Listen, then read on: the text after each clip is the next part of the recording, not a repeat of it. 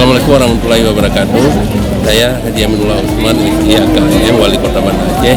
Dan ini saya sedang berada dengan warga Kota Banda Aceh dan sekitarnya dalam rangka acara Car Free Day yang diselenggarakan setiap hari Minggu.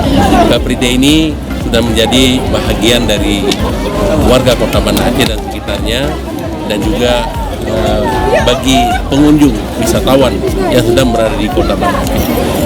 Car Free Day ini bermanfaat yang pertama sekali untuk kesehatan karena adanya senam, kemudian adalah ajang silaturahmi, kita menghidupkan berbagai UMKM di sini, kemudian juga sebagai ajang enjoy bersama keluarga.